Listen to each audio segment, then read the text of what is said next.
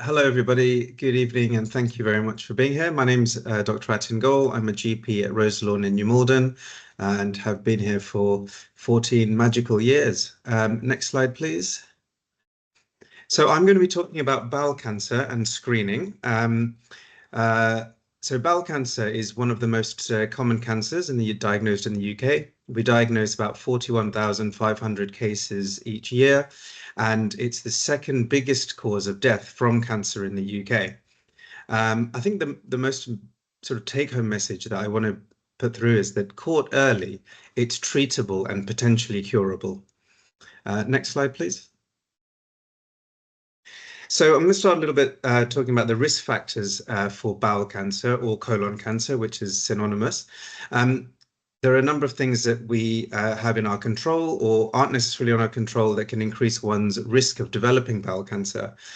If you have a family history, so particularly first-degree relatives, by that I mean parents or siblings, or if you have a number of second-degree relatives, such as aunts, uncles, or grandparents, then that could be something to be aware of because that can increase your chances.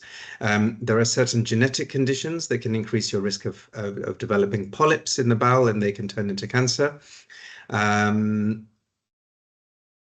Things like diabetes and immunosuppression. So if you've had conditions that don't necessarily affect the bowel, but have led you to need to take medications that reduce the immune system, that can increase your risk of bowel cancer.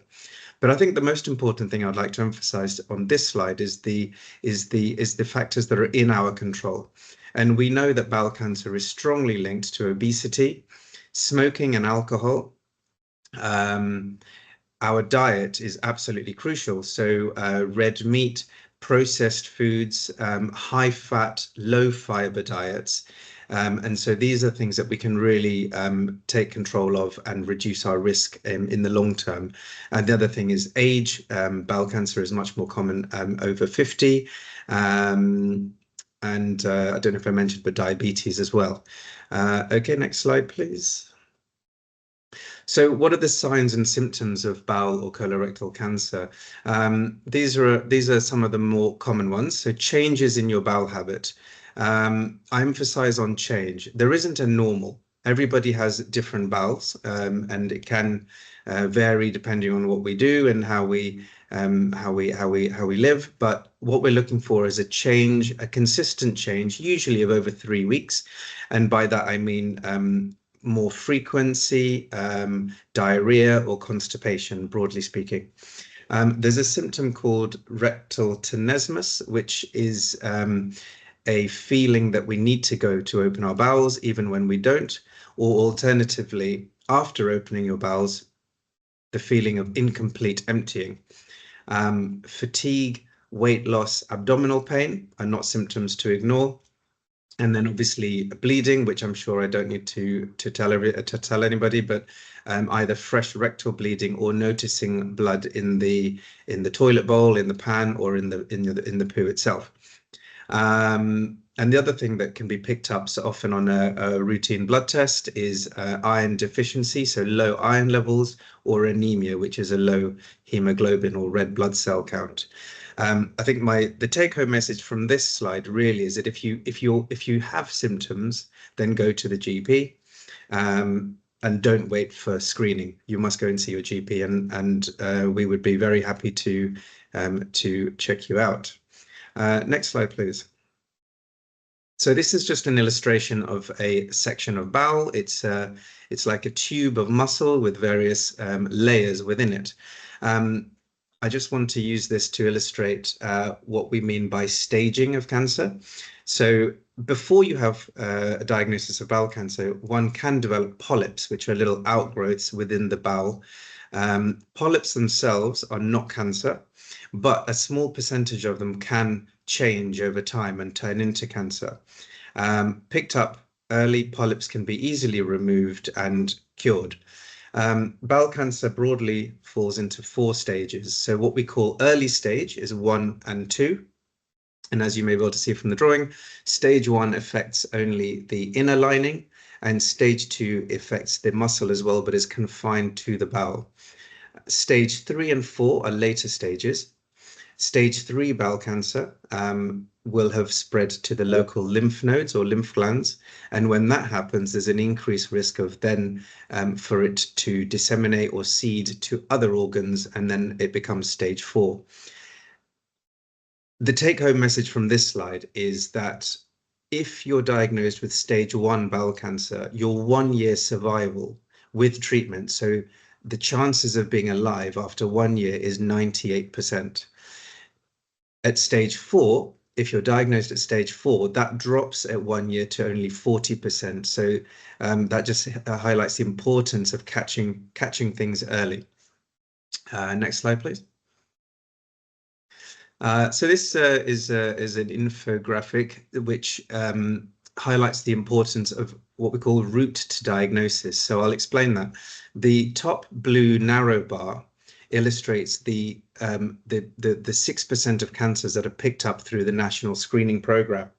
As you can see, if you're diagnosed with bowel cancer through screening, there's a 63% chance it will be early, so stage 1 or 2, in which case the survival, the prognosis is much better and it's potentially treatable and curable.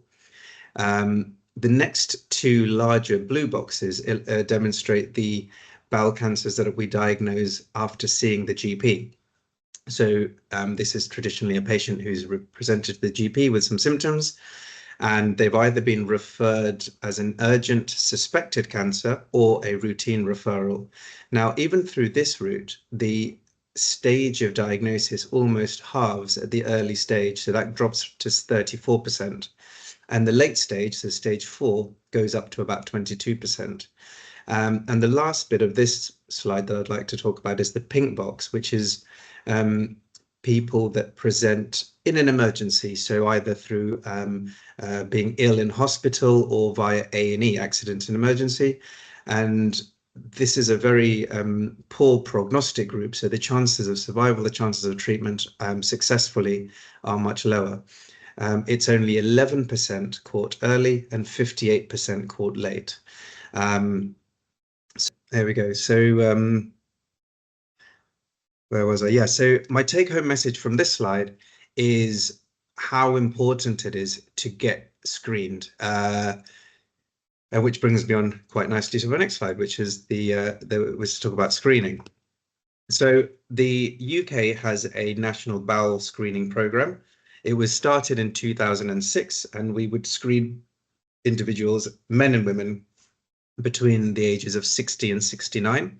This was extended to include 70 to 74-year-olds in 2010, and by next year we'll be screening everybody. We'll be including 50-year-olds to 60-year-olds. So by next year, we'll be screening or offering screening to 50 to 74-year-old individuals, men and women, and it will occur 2 yearly, but you do have to be registered with an NHS GP.